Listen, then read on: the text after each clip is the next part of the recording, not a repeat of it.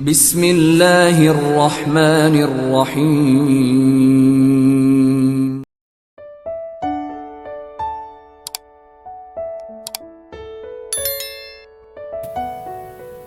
Bismillahirrahmanirrahim. Assalamualaikum warahmatullahi wabarakatuh. Asyhadu an la ilaha illallah wa asyhadu anna Muhammadar Rasulullah. Syukur alhamdulillah kita masih bisa berjumpa lagi di channel ini. Salawat beserta salamnya Allah semoga tetap tercurahkan kepada junjungan kita Nabi Agung Muhammad sallallahu alaihi wasallam. Allahumma sholli ala sayyidina Muhammad wa ala ali sayyidina Muhammad. Sahabat beriman yang dirahmati Allah, ada sebuah kisah diceritakan bahwa seorang lelaki melewati sebuah kawasan perkuburan di suatu malam yang kelam dan sunyi. Tiba-tiba dia terperenggah oleh sesuatu cahaya yang terang benderang muncul dari sebuah kubur dan terus menjulang ke langit. Dia tertegun dan kagum melihat kejadian itu. Dia berpikir, kemungkinan kubur ini adalah kubur seseorang yang sangat istimewa. Ia seorang waliullah atau ulama atau orang soleh yang istimewa kedudukannya di sisi Allah Subhanahu wa ta'ala. Kemudian diambilnya sebatang kayu lalu dipacak di atas kuburan yang bercahaya itu.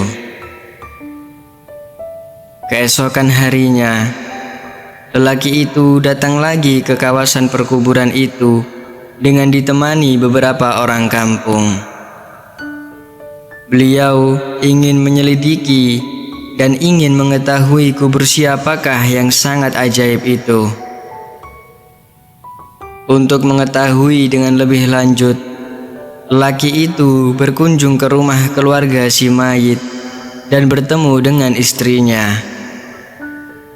Lalu menceritakan keajaiban yang dilihat di perkuburan suaminya. Anehnya, istrinya terkejut dan keheranan. Dia sangat mengenali suaminya. Suaminya bukan siapa-siapa. Suaminya seorang petani biasa saja, bukan seorang yang alim, bukan seorang ahli ibadah, bukan orang soleh, apalagi suaminya bukan imam, bukan muadzin, bukan guru Al-Quran. Malah suaminya tidak pandai membaca Al-Quran, dan dia tidak pernah mendengar suaminya membaca Al-Quran. Akhirnya lelaki itu bertanya, apakah ada perkara-perkara yang si fulan selalu lakukan dalam kehidupan sehari-harinya? Akhirnya istrinya teringat suatu perkara yang selalu dilakukan oleh suaminya.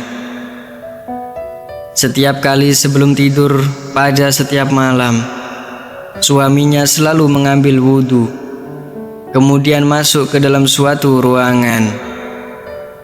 Lalu diambilnya Al-Quran di atas rak, lalu dicium dan dipeluknya dengan penuh kecintaan dan kasih sayang. Dia akan duduk dan membuka Al-Quran itu sehelai demi sehelai, seperti sedang membaca. Sedangkan ia seorang yang buta Al-Quran.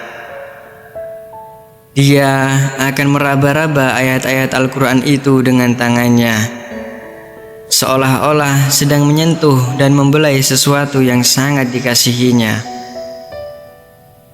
Istrinya berkata lagi, ia pernah mendengar rintihan dan esakan tangis suaminya yang sangat sedih, mendayu-dayu dengan penuh penyesalan. Tuhanku, ampunkanlah aku karena aku tidak mampu membaca kalimat-kalimat-Mu ini. Janganlah Engkau hukum aku di atas kebodohanku ini, ya Allah. Wahai kalam Allah, maafkanlah kesalahanku.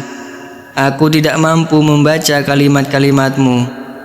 Aku tidak dapat bersahabat denganmu. Aku tidak dapat memahamimu. Tapi aku sangat mengasihimu. Aku sangat mencintaimu, wahai kalam Allah. Janganlah Engkau mendakwa aku. Janganlah Engkau menuduh aku di hadapan Allah di akhirat nanti. Kemudian lelaki itu meminta untuk melihat Al-Quran kesayangan suaminya itu. Benar saja dan sangat mengharukan. Setelah dia melihat naskah yang mulia itu, kelihatan lusuh. Halaman lembarannya kelihatan sering dibuka berkali-kali. Dan ada bekas-bekas air mata di kertasnya. Tanda seseorang sering menangis berurai air matanya tatkala membuka lembaran yang maha suci itu. Pastinya lelaki ini sangat mulia pribadinya. Hatinya telah bersatu dengan roh Al-Quran. Dia sangat mengasihi kalimat-kalimat Allah itu dengan sungguh-sungguh. Berarti ia mengasihi Allah dengan seluruh jiwa dan raganya. Sahabat beriman yang dirahmati Allah, marilah kita menghidupkan Al-Quran di dalam masjid kita, di dalam rumah kita, di dalam diri kita setiap waktu. Luangkan waktu kita setiap hari untuk membaca Al-Quran dan memahami isinya. Memuliakan Al-Quran saja sudah mendapat syafaat yang begitu luar biasa. Apalagi kalau kita membacanya, memahaminya, dan mengamalkannya.